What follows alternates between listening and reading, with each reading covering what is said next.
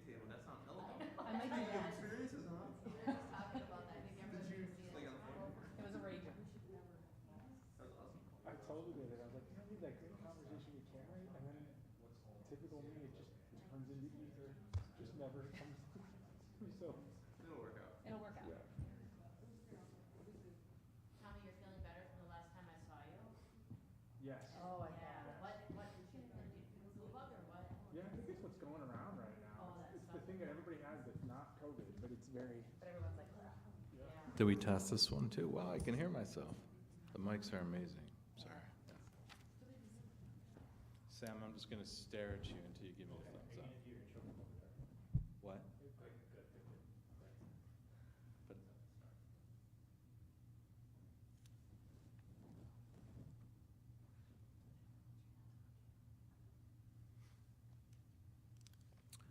good evening, everyone, or actually late afternoon. I'm Chuck Ryback, and thank you for joining, I guess, what we would call an episode of No Reservations, which is a show that we regularly hold. And it's a conversation series designed to provide a forum for sharing bold, challenging, and provocative ideas. The title seems fitting in that we're going to be talking about an event venue where you can eat food, and you probably do need reservations sometimes, but that's okay. And this will also be the first time that we have our speakers that are not from campus, Jyll and Tommy Everman, who are the brains behind and the owners of Gather on Broadway, which is a venue for people to, well, gather, which you will hear more about shortly. We are coming to you live from UW Green Bay's Fort Howard Hall at the Weidner Center for the Performing Arts. And as always, thank you to Kelly Strickland and the amazing staff at the Weidner Center because you are incredible. For a little bit of an intro, Gather on Broadway is an event venue located in downtown Green Bay on Broadway in the heart of the Broadway district. The building was vacant for many years, but previously was occupied by Jones Motor. A complete renovation was needed to add the bathrooms, bar, full commercial kitchen for catering, bridal suite, and green room. From soaring wood ceilings and exposed beams to the cream city brick that makes up its walls, Gather has become a premier destination for events in the greater Green Bay area. Gather opened in July 2016 and hosts over 100 events a year, from weddings to corporate events to public events. And I've been to an event there, and it was amazing. Jyll and Tommy Everman are the current owners and have been with the business since its beginning. Jyll has been a chef for over 18 years. She owned her own catering company in California and was also a finalist on Food Network's Next Food Network Star. Jyll currently oversees the in-house catering department and produces some of Gather's biggest public events. Tommy has a bachelor's degree in organizational management and has spent the majority of his career in management, from a theater company to the restaurant industry and also at Apple within their retail stores. Currently, Tommy oversees all financials in the management team for day-to-day operations. It is my pleasure to introduce Jyll and Tommy Everman.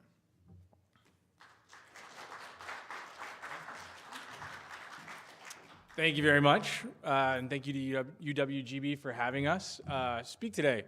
We're really excited to just take a couple minutes at the beginning before we get to our Q&A section and just give a bit of history and context to the conversation. You know, talking about gathering and sharing unique experiences, you know, it's important for us to understand how did Gather get there and what did we do to try and make that part of our DNA. And so one of the things we like to tell everybody, our slogan is memorable experiences happen here. And so really thinking about all of those different words, memorable, experience versus an event, and they happen, you know, at our location, happen here. And so we really pined over all of these words early on.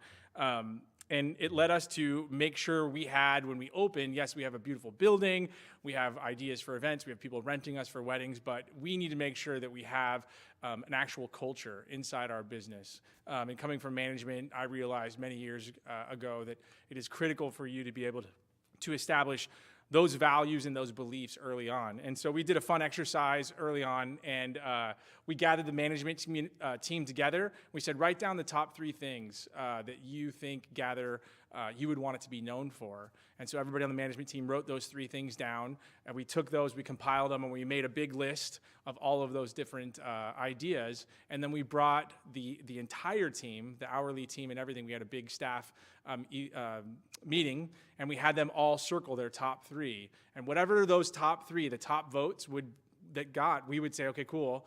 That is exactly what Gather's values and beliefs are going to be. So it didn't come directly from me and Jyll. It came from the management team. It came from our hourly team.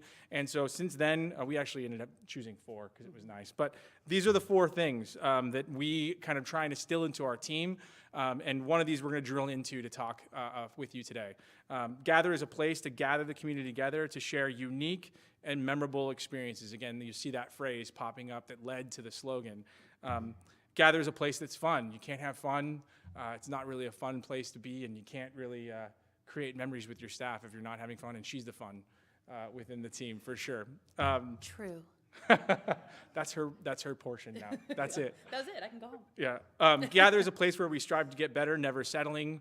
Again, trying to instill into our team that idea of constantly improving. Every Wednesday, our management team meets. We review every single event we did.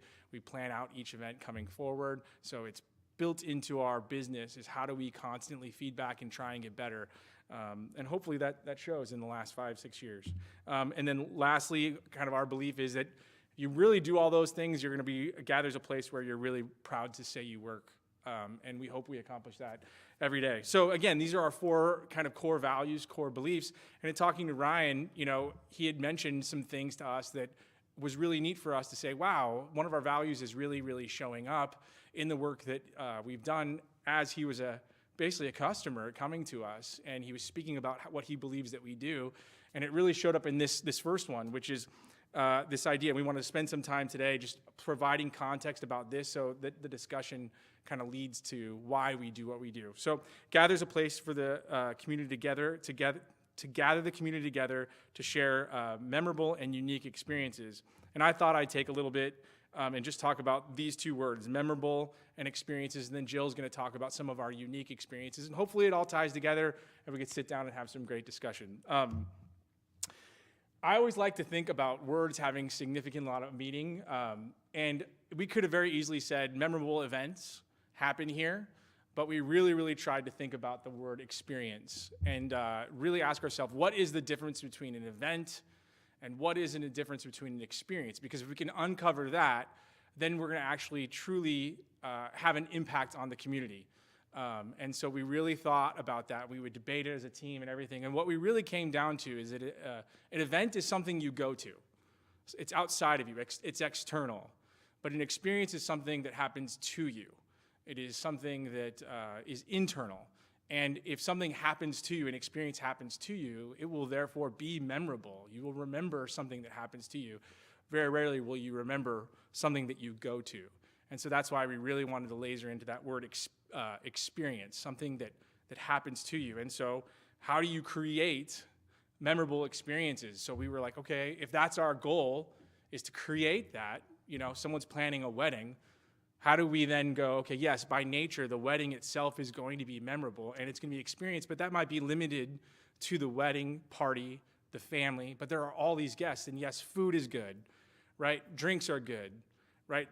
The bar is good, the building is beautiful, right? All of those different things. We talk about these kind of 3 things over and over and over. Okay, well, we think we've got good food, we think we've got good drinks, we think we've got a good building, but it's this other thing that we really have to spend our time talking about. And we kept gesturing to this 4th finger. What is this 4th finger? What is this thing? And so it actually became our thing. So if you go to Gather, you talk to our staff, we actually say, hey, what 4th finger moments did you have today? And to give you a couple examples of that and how that shows up and hopefully ties to an experience is we had a wedding in our building, and there was some, bag toss, cornhole that were set up in the middle of the space. And here's this beautiful wedding set up, and there's cornhole right in front of the bridal party's table. And it was painted Sundrop, and it had Sundrop all over it. And I was like, that's an interesting choice to have in the middle of your wedding. So I went up to the father of the bride and said, hey, why Sun Drop? What is that? And he's like, oh my gosh, it's, our family, we've been drinking Sun Drop, forever. It's a family thing. And I said, oh, so are we gonna have Sun Drop here? And he's like, no, my daughter, she didn't want Sun Drop here. She's just like, she's kind of embarrassed. So I said, I'm gonna put it as the bag toss. And instead of people clinking their glasses to get them to kiss, you're gonna come up and you're gonna throw this in, and if it goes in the hole, they have to kiss. And I was like, oh, that's really creative. But in my head, I was like, okay, he's missing his own personal experience because he really wants Sun Drop here. But I don't wanna also embarrass the bride because she didn't want everybody to have it. So long story short, I drove to the store really, really quickly, bought a case of glass bottled Sun Drop, brought it back, threw it under ice underneath the bar, and then we waited. And then we waited till he was in front of all of his friends, and I had Jyll with a nice rocks glass with a lime and ice walk over in front of his friends and said, hey, here you go, here's a little Sun Drop for you, and we've got a case under the bar just for you, ready to go. It's not displayed, but anytime you want one, you've got one. And that guy beamed, and he was talking about it all night. He was grabbing his friends, come on, let's go have a bottle of Sun Drop. And so to us, that was kind of that idea. That's a good example of here's this wedding, and obviously that's happening. But within that, if you just listen, people are going to tell you what's important to them and how do we cater to those specific experiences for them. So that becomes the story they're talking about the next day, the next week, the next year. So that's what we call fourth finger moments. That's my portion that I wanted to speak about. I think Jyll is going to come up and talk about now how do we take that idea of gathering the community together from being memorable but also unique. So she's going to talk about some of our public events. All right, so for me, I get an incredible, this really ties into what we're going to talk about today, but I get an incredible high when I see people having a wonderful experience in our venue. I get beyond excited if someone is excited about the food, excited about what they're doing. It fills me with so much joy. Hospitality really runs through our blood. So when we were coming up with events of, hey, we have a blank space here. What do we want to do? Here's just a few of the things that we've done for the last few years that since we've opened that have really affected the community. The first one is called CHOP. Those were my cooking classes. Those cooking classes did fantastic, and I really took a lot of time to say, what do you want to see? What do you want to be part of? And it's gone so beautifully, and we'll circle back on it in a minute. Taste. This is my 5-course wine dinner. I do it 4 times a year, and if you notice our tables right there. When we first opened, Tommy and I have a lot of experience in fine dining restaurants throughout Los Angeles, and we set it up like a restaurant, and we did taste, and I got to do my food, and I'm so excited, and it felt scattered. It felt off, and Tommy, before we moved here from California, we really talked for months about how do we find a place to gather people, like let's gather everyone together, it feels distant, and I want people to come together, and Tommy, bless his heart, he's a dreamer, California boy, and he's just like, let's get people together and debate politics. And I'm like, hold on. This is Green Bay, nice. Let's pause for a moment. But what if we do dinners and it's one big table and the whole point is to try the food and meet people you've never met. Don't just sit with your date. Who's across the table from you? Where are you at? So if you see, we switched it to these long tables where people got to meet their neighbors or meet people they've never met. And it's just become such a wonderful thing. We sell out so fast now, and it's my turn to play. I can make whatever I want, and it's just one of my absolute favorite things to do in the building. Public events. There's 4,000 breakfasts with Santa out there, and everybody does a wonderful job. So we sit as a team and go, what's going to make it so memorable for people? Limited tickets. I'm a parent. I hate being stressed. I hate when there's huge crowds. I hate, you know what, we're not going to make very much money on this, but we are going to make it relaxing for the parents to be able to sit and chill, and we'll take over the kids, and we'll make it so it's limited. And I think we go above and beyond for this event. We work so hard at it, and it's just one of my faves. The drag show was brought to us by one of our wonderful bartenders, who was also a queen by night, and I had never been to a drag show, and neither had Tommy, I don't think. Okay, maybe it was his jam, I don't know. And they brought us, this gentleman brought us these queens, but we were like, okay, if we're gonna do this, we're going hardcore. I want it to look like a Broadway show. You can't just throw people out there. Let's get it's really these things where if you're gonna do it, we're gonna gather people, and this is an event in true transparency that makes some people uncomfortable. And by the end, they are clamoring to come back. Tell us how to get on your mailing list. How do I get these tickets back? So to come again in another event we sell out ASAP. It's fantastic. Farmers Market. The downtown's open for Farmers Market, but we're not a restaurant. So what do? How do we gather people? Let's get some bomb music. Let's do some seasonal food that changes constantly. And let's get, people in here to meet their neighbors, meet local businesses. And it's taken on a life of its own this year. I'm exhausted from Farmers Market. And here are a bunch that we did pre-COVID. Laugh was our comedy series. Explore was when we'd bring in something completely new for people to sit and try. And to learn about, so you could learn with people. All of these things were big public tables that people could be with others. A Night in Paris was a girls' night, because I felt there was no place for women to go out except for the bars. So I was like, come in here and learn about rosé and eat lots of chocolate, and you'll be done by 8, and we would get slammed. Listen concert series, just a dinner and dancing with ballroom dancers, dueling pianos, anything that can get the community together and just meet people and have a great time. And then, we also had wrestling, by the way, once. We were talked into that. We were talked into wrestling. I didn't have a picture of it, but we did it once. That's enough. But we tried it.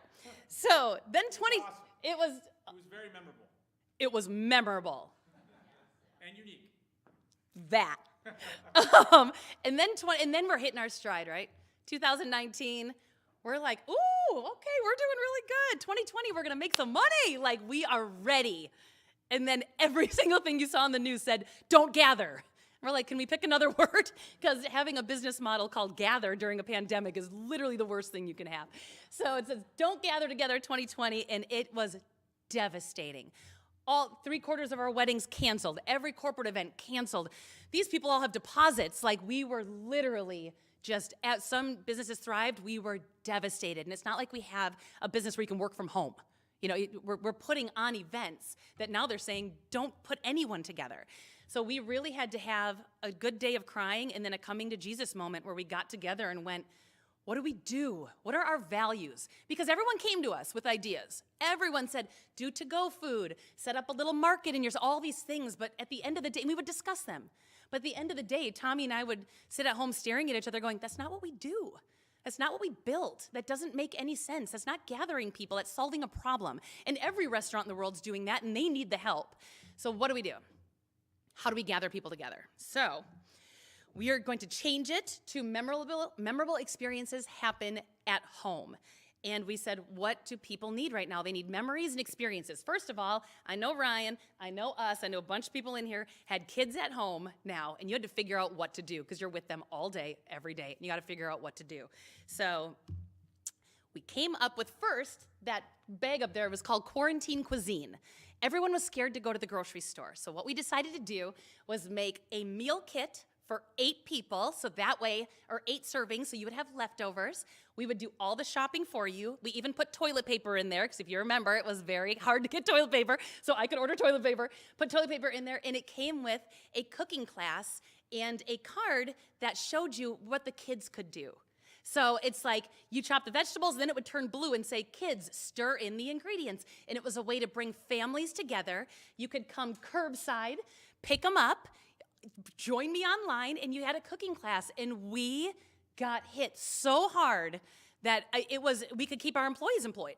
Like, it's like, all right, guys, you're not gonna serve tables anymore. I need you to start packing deli cups full of dill. Like, their whole jobs changed, but we were able to keep the lights on. And it would really, we started with Quarantine Cuisine. It went to Chop at Home, because the word quarantine seemed a little negative after a couple months, so we decided to change it to Chop at Home. And then on the right there, you see Chop Live, which is, I was like, let's do live cooking classes and do date night and do Valentine's Day and like have couples cooking classes. So that all went fantastic through Zoom. So we just kind of took what we did at work and translated it into homes, and people ate it up. And it was like, oh, it was fantastic. And then we started doing different things because people loved it. So it's like we did breakfast with Santa with individual videos with Santa, but they got a whole kit and a hot chocolate kit. We did old-fashioned mix. The middle one is a terrible picture, but girls' night in, which means come pick up a bunch of boxes, drop them off on your girlfriend's porches, and everybody Zoom at the same time while drinking wine and eating snacks. That one hit super hard. Thanksgiving side dishes where it came with a cooking class. So all the people who are scared of Thanksgiving, like all these things to memories. That's all we talked about. Memories. How are people feeling about this? So now we've built this community of people that really didn't know what Gather was starting out. We were the wedding place. No one really knew what we were, but now we have this whole new group of, this whole community who's going, well, now you're open again. What can we do? And it has been magical. We sell out of we used to have to beg people to come to Taste back in the day. We used to have to beg people to come to Breakfast with Santa, like, trust us. Now we sell out of, I have a 35-person waiting list right now for Breakfast with Santa, and we did 2 dates because we can't keep up. We did 2 dates of Taste this year. We got a new logo, that beautiful Gather logo that you can see we're very excited about taking down the old ugly one. So we've built this community now of memories and such incredible support. So I'll let Tommy kind of button it up because I know we have questions to get to, but yeah, it's just been super exciting and very, very, I love my job so much, so. Yeah, that's it. So anyway, thank you for letting us speak. I think the goal of what we were trying to create for you prior to the questions is at least some understanding of Gather, yes, is an event venue. It's something you go to, but what we try to do is like what we said, is create those memories, create experiences that happen to you, try and create unique things that you might not be seeing in Green Bay. And if you are seeing those things, how do we make them more unique, right? How do we up the ante? And if we do those things, the community, as we've seen, embraces and they continue to come together. We're excited to keep going. So we're excited to take some questions, but ultimately we're just proud of the fact, not just us, but our team.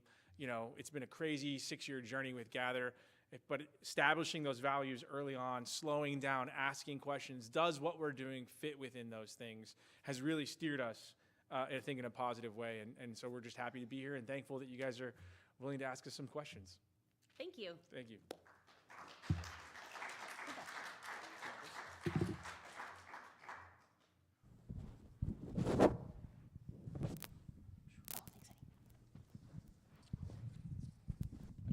I rolled back there for a little bit. Sorry, I'm just gonna roll right off the rug. Thank you so much.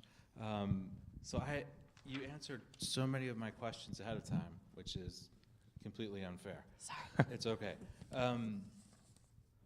So, you know, we're in the middle of an event that we call Common Cause, and we pick a theme for this, and we've done human rights, sustainability, information, and sort of information, like truth and information, and we decided to do loneliness this time around. And I think a lot of people were thinking about loneliness because of the pandemic, but then also it's not as if COVID invented loneliness, right? And so I'm interested in your experience about, you know, we'll get into what COVID, like how your business changed during that time, and if some of those changes are staying with you. But I want to start with a simpler one, which is, describe for everyone, you've already done the philosophy, like how did the idea form and grow? Where did it happen? Were you walking on the beach in California? And then we should gather. Yeah, the interesting thing is Jyll grew up in Green Bay. I grew up in Southern California. When we met in our 20s in fine dining, but she still had a lot of connections out here. We would visit when we first started dating. I chased her around for a long period of time. She hated my guts. But I know the feeling. finally got her to date me. And so once we got a little bit more serious, she flew me out to Green Bay to actually see the city. And it was really cool for me to come to see the stadium. But for many, many years, I got to see Green Bay change because I would come out for 4-day increments. You know, and when you come out for 4 days and you do it annually, you get to see the change that's happening in Green Bay very, very differently than I think when you live here. And so for me to come for 10 years and see, oh my gosh, look at downtown. Oh my gosh, look at this change. Oh, look at what's going on at the Stadium District. It got me really excited about Green Bay. So that was, I think, a big step to try and get us to Green Bay. Because, I mean, a lot of people are like, why do you move from Southern California to Green Bay? I was actually excited about it when it got pitched. But she had some friends here that she had grown up with that came up with the idea. They had gone to a wedding in Minneapolis and saw this really, really old industrial building that was repurposed and turned into this amazing venue. And so they said, let's do it. And they knew Jyll was on Food Network. They knew that she was a caterer. And so they said, hey, you can't have a great event venue without having a great caterer. So they started, coming for her. And she had to convince the Southern California boy to go. And when she finally mentioned it to me, I was like, okay, why not? And she was like, what? You're going to move to Green Bay? And I was like, why not? Right? Like, let's go. Anyway, so then they pitched the idea. We came and slowly got integrated and had the opportunity to take over the business. Did you want to add something to that? Well, did I answer the question? I don't know. Did I? I tend to do that. I just ramble on. She looks at me, winks like, hey, you're doing a great job not answering the question. Can you wrap it up? So you did really well. I do have other questions. Like you can. Oh, okay. Shorter is what you're saying. Okay. It's all right. All right. I'm going to jump to the next question. Yeah, and also, anybody that's here, there are questions that can come in online, but Ryan Martin is planted in the audience. There he is. You can wave up there if you have a question. You can let him know. So Jyll, I'll go to you. It's your turn officially. So gathering together in food are one of humankind's most important rituals, and maybe we don't tend to think of them that way, like maybe we would a religious setting where, repetition and being in a certain space and doing the same thing together over and over. Is it your sense that people underestimated the loss of this ritual during COVID? 100%. No, what's funny is I think it brought it all back during COVID. I think everybody got very fast meals, get her done. Everyone's got crazy schedules. They're running their kids everywhere. So COVID totally brought everybody back, it felt like, which is why Chop at Home was such a big deal, because they didn't know what to cook. So many people are like, oh, thank God you're telling me what I can make this week, because I didn't know how to make chicken pineapple tacos. And my kids can help me. So now I've got this core memory. Now my kids are cooking. Now we get to all eat dinner as a family. I learned something new. So that was my favorite part, is we would tell people all the time, throw us up on social media and tag us so we can see. And it wasn't for the publicity. Him and I would literally go, did you see this picture of their beef stroganoff? Like, the kids made it. And Ryan's kids would kick him out of the kitchen because they just did it themselves after a couple months. And that just filled my heart. And I miss that aspect of it big time, of getting that and seeing people have that ritual of sitting down for dinner with their families. I definitely need to start looking at pictures of beef stroganoff. Everybody should. Yeah, that sounds It's the really best. good. And so, you've talked a lot about it. So this is sort of more in the personal realm. You've talked about like looking outward and wanting to bring people together. But what about for you? Like in the business that you're in, what was the pandemic like? If your job is bringing people together, but did that? I don't know how to phrase this without it sounding weird, but were you also lonely in that sense? I can answer this. I personally was not, because one, the hustle was real. Mm-hmm. We were working so hard to keep the lights on, and my kids were home. In the first few years we were here, I worked so hard. Their grandparents raised them half the time, so I was able to sit home and have dinner with my family. And so for me, I did not feel lonely. I was incredibly fulfilled because I actually had no scheduled night. Like, I don't know if I'm saying that correctly, but every night I'd go, we're crying because I don't know if we're going to be able to keep our business open, but isn't this the best day ever with our kids? Like, I was such a juxtaposition of emotion. Yeah, she was so positively impacted in the way that she was able to be at home. When you're working and we moved here and our kids were 2 years and 6 months old, and it was a grind for the first 3 years. And like she said, in 2019, we were like, oh, it's going to be great. And then 2020 hit. We had developed our team. We lost half our management team. It was just devastating for us. But she had a really, really positive experience with it and was sad when it started going away, because we had so many great memories at home, and we heard that from so many of our customers as well. Yeah. The other thing I would say to that is that we had, when your back is against the wall, you don't have anything else but to rely on yourself and your team. And so we had such a great management team that stuck with it and went through it, and we were all crying together We were all solving problems together. We were all, I mean, we had one of my best friends moved from Southern California to come to Green Bay to work with us, and his family was here for a week, and then the pandemic hit, and the job that he moved here for didn't exist anymore. And so he's like, whatever I need to do, I'll sweep floors, I'll dust, So I think in that way as well, for at least a small business, yes, it was great to be at home, but when you have a small team around you that's committed to what you're doing, I found a lot of community in that we were able to talk about vaccines and like what's going on, what is your family going to do, and we had time to also walk through what are we doing with our business, but what the heck is going on with this world together, and we were experiencing that together, and I thought that was a good sense of a small community that I got. Yeah. You both talked a lot about coming up with ideas to make it through the pandemic, like how you could reach people and how fulfilling and how happy they were. And just thinking of a parallel in higher education is that as we've gone through this, there's always sort of the assumption that the thing that you're making do with, well, look, it's technology, right? You're using technology to do this, therefore that technology is forever, right? Like, so if a storm came and broke one of my windows and I put a piece of cardboard over it for a while, cardboard is the future of Windows, and now that you've done these things, like from a distance, are they still with you? Are they something that you're carrying forward in addition to what you did pre-pandemic, or is it something that, we may do, but we're going to go back to this other thing? And again, like I'm asking really as a parallel for the kind of setting that we're in higher education, where this is a question that we struggle with too. We reached people at a distance, as if telephones never existed. But look, we can do this over Zoom. Therefore, education over Zoom is here forever.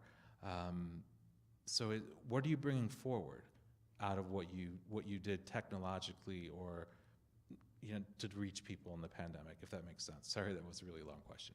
No, I think that's a great question. I should say pretty quickly. It was about a solid year of doing the virtual events and things like that and the curb pickups and stuff. As soon as we kind of got the okay to reopen the doors, we went back to what we were doing. Mm-hmm. It was exhausting. It was a lot of work. I was out of ideas.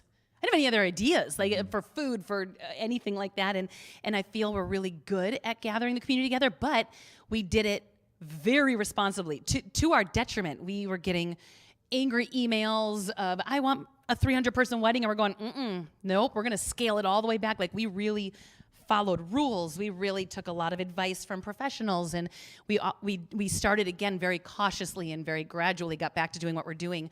People still ask us all the time to bring back some of our virtual stuff, but in my opinion, it kept the lights on, but I was ready to go back to normal. I mean, that's sort of the second, or at least part of that question was, I think one of the things that we found was that we were able to discover new audiences in a way, and maybe serendipity is part of that. But did you discover new audiences for what you were offering? Yes, and they've come with us. They went from virtual that now they are in person. Mm-hmm. The amount of people that come to our events that say, we loved your Chop at Home so much, or that come to our farmer's market. I ordered every Chop at Home kit and we loved it, so we can't wait to try your farmer's market food. So many came along with us. Don't you agree? Yeah, no, we definitely expanded our reach. It's a struggle, right? So there's a couple things in what you were saying that I think are parallels. I think information exchange is great virtually. You can reach a huge audience. We're sitting here and there's some people here in the audience, but all of a sudden there's 100, 200 people that are going to be watching online, and it'll expand forever, right? And that information. 10,000. We have a pretty big reach. Okay, 10,000. That's even better, right? That's great. I got to get my hair. Okay. Yeah. But I didn't wear this jacket for nothing, man. I think what we've found is that if that is something that people want to do for the event, the hybrid model is the best. There's just nothing that beats, think about television with concerts, comedy, anything else, Saturday Night Live even, right? There's still that live audience element, and then it's broadcast out to millions of people. And I still think with events, I think we do that occasionally. Like we have the State of the District for the Broadway district. They do, as many people as they can fit inside, but they still broadcast it digitally and record it. And I think there's a lot of benefit for that. And then the other part of what you were saying, in terms of audience and reach, I think you get yourself exposed to a lot of different people. But for us, ultimately, it was, I'm trying to think of how to say it. During the pandemic, we had to build trust. And the only way we could build trust, especially in a small business, is put us in front of the camera and say like, hey, this is who it is and how do we survive this? When you do that, the brand becomes dependent in a way on you, right? So then if they don't see you in the building, they're missing out on the experience. But we need Gather to live beyond us. Yeah. So that's also a struggle too, is that during the pandemic, we shot a lot of commercials and we shot a lot, hey, it's Jyll and Tommy, this is Gather, but we can't keep that because then it's just completely dependent on us. We have to build the brand to be dependent on itself. Yeah. Does that make sense? Yeah. So you struggle. No, I mean, speaking of the brand, so I spent a good deal of time looking at your website today, and I've been there before, and one of the things that came up during your presentation was that you strive for inclusivity in some way, especially I would say in this community which desperately needs it. And then looking at your website, and to be clear, this is not a critical session of your website. You should move this picture. But we love that. But like you have like weddings, right? You could say that you're pitching traditional in some way, but also like trying to walk a line where you're reaching other people. How did you, in this town, manage to bring diverse people into your space? So like, how was it difficult? Like, what could you say to other people who maybe struggle with that, to get people to come to their space that are, you mentioned the drag shows and. Yeah, I think, well, I can speak on behalf of Drag Show because that's kind of my baby, and we have one this Saturday I produce basically the whole thing, and you have to make it non-intimidating, and like, you just have to talk about it, in my opinion. Just talk about it. I tell people it's like the best Broadway show you've ever gone to. My brother now comes to everyone because he's just comfortable to go with his wife, and he thinks it's so much fun. You have to take, in my opinion, especially for our venue, you have to take the shock value out of it. We're not trying to shock anybody with anything. We're just trying to make you, hey, if you're ever going to want to go to one, you want to go to Gather's because it's comfortable and we know them and we trust them to put on something that I will love and that I will, I trust them to put on an event that I feel safe at. Yep. I would add to that on a different way, right? Like wrestling, we kind of joked about it earlier. And when that idea was pitched by one of our employees, we were struggling. We're like, we need ideas. And one of our employees said, let's do wrestling. And I was like, no way. That doesn't make sense. Then they took me. Fit the brand. They're like, you got to go see it. And I was like, okay. So we went to, is it Baba Louise? Is that in De Pere? Is that how you say it? Anyway, some place. It was a bar and it had like a beach volleyball kind of vibe. And there was like wrestling in the middle of the sand. And I was like, what am I doing? And I had that shock value. I was like, I'm super uncomfortable. It's just this weird energy and there's people jumping off ropes. And then finally I got over it and I was like, this is amazing, right? And then I got into it and I was like, yeah, like I'm starting to cheer. And then I realized at the end, I was like, this is that unique and memorable. I'm going to remember this forever. So whether it fits the brand, whether it's going and targeting our audience that grows our private events, for me, I was like, Jyll, we're doing wrestling. And we did it. And I think in that same way, like with drag, with other things, ultimately what we're trying to do with music, comedy, all these different things is if you believe in the Gather brand, you believe that when you've gone there, you've had something of quality, trust us. Trust us that maybe this isn't your cup of tea. And my favorite thing was, I remember we did wrestling. It was the second time, and we had a bride who had gotten married. And not to be stereotypical, but she wasn't necessarily the type of person that would buy tickets to the wrestling show, but she came and she bought tickets. And also the bride wasn't one of the wrestlers. No, she was not one of the wrestlers. Right. No. Right.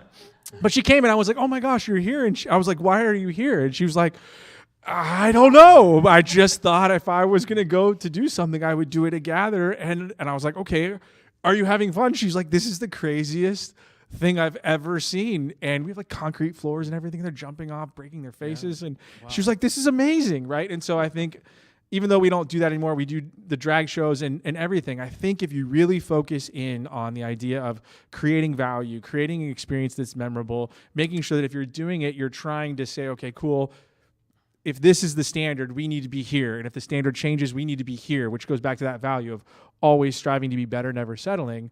I think people will trust you, and I think they're willing to take chances on food, comedy, different experiences they might not go to. So if I could back up to the wrestling part for a second. Wrestling. So you said ropes in there, so there's a ring. Like, if you were walking by Gather that night and you looked in the window, you would have been completely surprised.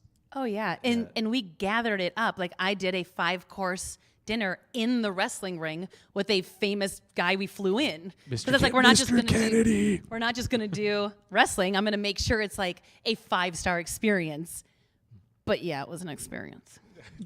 We're not doing that anymore. We've gotten calls to do it again, but Yep. you also have to be. That's another thing we learned out of the pandemic is we were doing so much that we could back off half of that and maybe put all that energy into the ones that we really believe in and make those even better. Yeah, and I wasn't going to ask about insurance either, so I'll stay away from that. Shifting gears just a little bit. So I'm an English professor in my, spare time, I guess. And one of the Homer is really important to me as a work, the Iliad and the Odyssey. And the defining characteristic of both of those works is hospitality. And that's how you can tell what's going to happen to a character. If somebody's a good host, good things happen to them. If somebody's a bad host, terrible things happen to them. Just ask Agamemnon, for example. And it's like biblical, like two characters meet at a well, then you know they're going to get married, right? And it's just a certain trope. But hospitality was like the essential human value in the world, at least as it's delivered to me through Homer, which I spent a lot of time with. I was just curious, how do you define hospitality? Like what's the perfect definition of that word, considering what you do? I think we talk about it too much at Gather, and I think it really comes down to just trying to be take the stress and burden off that individual, make that stressless, but also I think what we try with those 4-finger moments we were telling about as well is create that unique experience for that individual. I would say that's a huge thing we talk about in terms of being hospitable, being warm, the proverbial hug. Someone walks into your building, they're walking into your home. Are you being warm to that person? We get so excited when we see a review come through Google or Yelp and they say they have the warmest, and they use the word warmest staff, nicest staff, because again, those elements are I think a huge part of being hospitable. We've lost a bit of that, I think, in society currently. We've lost connection, we've lost the ability to truly take care of each other. She mentioned it earlier, and I was hoping some of that would stick through after the pandemic, and I'm hopeful it will stay as well. But the ability to gather people, I know it sounds like we're continuing to brand our brand, but really, we're such a species that is driven by being around each other and how we take care of each other and building community, and that's where you create real change when you're able to knock ideas around each other, and that food brings people together uniquely. We have such a unique opportunity to do that in our space every week. I don't know. What do you? That's perfect. That's perfect. Okay. Yeah, I mean, I was just one example again. Just I don't want to go on about Homer too much, but people come in for whole chapters. They sit down, they eat, they talk for hours, and then at the end of the chapter, somebody says, "So, by the way, what's your name?" Like, it's not even important what their name was. They were, like you said, the warmth and the welcoming part of that. I know we're getting towards the end of time here, so this is more of a big dream. Describe the most perfect thing or event that could happen in your space. Like, what do you want people to experience during that event and after? Like, what's the biggest dream that you have for it? And then again, I was there once for one event, which feels, all sense of time is lost for me, so that was probably 53 years ago. And I can still remember the people that we sat with, what they did for a living. One was a concert promoter who knew an artist who I really liked that not many other people liked. And I can remember that specific conversation from that night. And to me, that feels like a small thing, but what's the perfect thing that you could do if you could do it? Well, I get to do it whenever I want, which is the most wonderful part about being an owner. But when I do taste, it's my favorite thing. But I love food is my love language. It is the way I show I care about people. Everybody eats. We were just somewhere super professional. I think I was telling you, I was like, I didn't talk to anybody. And finally someone I didn't know, I was like, what'd you have for lunch today? Because I just want to talk about food and talk about their food memory from the day. And so anytime I can be part of any of our events where I can customize and personalize and make them go, I can't believe you made Philly cheesesteaks for late night, for on demand, like anything like that fills me with so much just joy. I think Tommy can tell you, I very rarely ever say, did we make any money on that event or where are we at? I'm just like, if we're paying our bills and people are so happy to be in my building, like that's hospitality to me, and that's my favorite thing.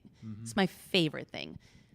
Yep. I mean, for me, that's my perfect event. I get to do them all the time. And you would say food is, like, and expand the definition of art, that food is an art.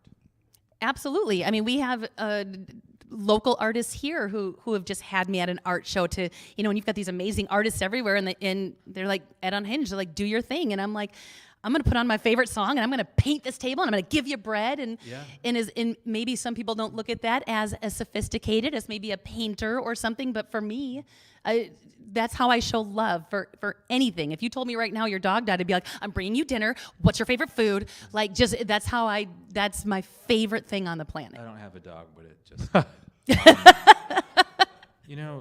speaking of dogs, I saw on your website that you have yoga and dogs. Yoga with puppies, yes. Puppies. I just want to know, like, what do you have against cats? Why not kittens? Cats don't like to... I asked about this because I don't know cats very well, and I asked about this because we have a cat place next door, and they don't snuggle. Like, they don't jump on you when you're trying to do yoga. They leave you alone. We needed, like, the interaction, so they'd get adopted. So that must be a big hit. It definitely. Yeah. Definitely. For sure. But then I'll do like all spa food, and we'll make sure all the events are hits right now. It's pretty awesome. How about you? For the not yoga with puppies, but like that might be the culmination of life as we know it. I think anything that is challenging or uncomfortable, and I know this sounds silly after we just spoke about hospitality and being warm, but for me, like, the perfect event is something where you come away different than you were prior to being in that. When you walk in, you're some way, and you walk out, you're different. Whether it's going to your first drag show, right, that might make you uncomfortable, or you've been to 100 of them. But for those that go, that are willing to stretch and try something else, whether it's food, I sit down. I was raised on pizza and Taco Bell, and I married a chef. So every time I sit down for her 5-course dinner, I'm eating something I've never had before, and I'm trying to, like, challenge my palate. So I think a lot of the events that excite me, that we create, are those. And again, we said event, but it's an experience because it's challenging you and it's changing who you are, and you're evolving. And I truly believe I wouldn't want to own Gather if it was just an event venue. But if it's something where we're creating those experiences, I believe there's a great future for Green Bay. I wouldn't have moved here. I see the city changing all the time. And if we can create one spot where people can gather together around a community table or share something that they maybe makes them uncomfortable, that's how you stitch a community together that has great culture, that can do great things together. And so for me, I think any event that we do that has that element into it, I think is, for me, the perfect event. Since go ahead, sorry. I was just going to say, just from your question from before about loneliness and did you feel lonely, I married a very rare man. He's very sensitive. He's very loves to talk about his feelings. He's definitely the girl in the relationship because I'm like, but he loves deep conversation. He loves people digging in without being objective, things like that. So I think there's a lot of loneliness out there right now because people are trying to hold what they're trying to say. They're trying not to cause waves. They're trying not to make their families mad. So they feel isolated. Whereas if you have a place like Gather where, no, come, we're going to have a group discussion tonight, and it's going to be where you can speak your mind. There's just not enough of that right now. So we try and create that environment as well where people can come and just be. Since you've been, I guess this will be the last question, unless there are people who have questions out there. Since you've been in that space, people coming to you, and when we were there, the time that I was there, it was about, it wasn't about interacting with you, that it was like the people who you were at the table with or whatever, but still for the both of you inhabiting that space over the full time that you've had it, how many people or connections do you think you've made? Could you even put a number on it? Well, I mean, during COVID, we made 1 million more because people could now Zoom into my classes from all over the country. So that brought us bigger. But I don't even know. I have Are you no talking idea. personally, or do you Yeah, think just- people that have come into the space itself, like within the community? It's a weird it's a weird question. Like your own network isn't the word I want to use, but your own personal network. Like you come into a community, you move into a hub or a space that's meant to attract people, but at the same time, you're attracted outward to them too. Just thinking about, what it means to start a business built around community. How has your personal community grown? It's a double-edged sword. I think Jill knows I'm very extroverted. I'm very involved in the community. I serve on the board of On Broadway with Ryan, and on a different board within the city. I think when you open a small business, any small business owner is going to say this, your time is limited, right? And with kids, your time is limited. So I would say that from a business perspective, I have a lot of business relationships, where I am actually very lonely, if we're talking about loneliness, is actually building real relationships. And here's another thing that's interesting. Coming from LA to Green Bay, it's a completely different experience too, because everybody knows everybody. You're talking to this person, and this person's your cousin, and you didn't even know that, or this person knows, or so you have guards up sometimes. I've experienced in Green Bay where you're like, I don't know if I can say this, who this person is. So that's something I think 6 years into this business, I am desiring to have more personal relationships. We spend so much time hosting and training our staff to host people in our business. And with our 2 kids, we sometimes forget, hey, we used to actually host people at our house in California on a weekly basis. It used to be fun, We remember? used to have friends, and our house was open, and we loved that. And we had tons of we just haven't had time. And so this last year, coming out of COVID, rebuilding the business, getting a great team back involved, was the first time where we've had some time off, and we've blessed. They're here, and I'd be remiss not to mention, but I have the greatest Green Bay family ever. They're so kind. They invite me over to dinner. They take care of our kids, and so in that way, I'm supremely blessed that I have this awesome Green Bay family that loves me like a son. But like I said, I'm answering your question, but it's a bit of both. The host is sometimes a part. Is like you're part of it, but you're apart. Well, it was the Bible story. You mentioned the Bible, right? Was it Martha and Mary? Is it right? One was in the one. My knowledge isn't that deep. Oh, anyway, one's in the kitchen cooking and doing all the work, and one's just sitting with Jesus and just kind of hanging out, And I think a lot of times you have that dynamic, Yeah. Well, I don't know, sitting with Jesus and hanging out feels like almost the phrase to end on. Let's bring it there. In some ways. Well, yeah, we'll leave it at that. Nothing else out of this. Go hang with Jesus. Get nothing else out. Well, Jill and Tommy, I wanted to thank you both for coming on and just hanging out. And we haven't been able to do a lot of events like this. This is probably more people we've had in a room together for a long time. And I have to tell you that just, at least me personally, just talking to you and listening to you, I don't know, I feel a lot better today. So thanks for Thank you for having us. Yeah, thank you for being here, everybody. And those that are online, thank you for tuning in. Hopefully there's something that challenged you or you learned, and hey, maybe we lived out our values today a little I bit. guarantee you there's somebody out there who's doing yoga right now that didn't realize you could add a puppy to it. Like, I know, it's like, They're trying to do it If with you a got cat. nothing out of this, follow us on social media. My GatherOnBroadway.com. Yeah. well, Thank you. Thank you, everyone. Thanks for being here again, and have a good night.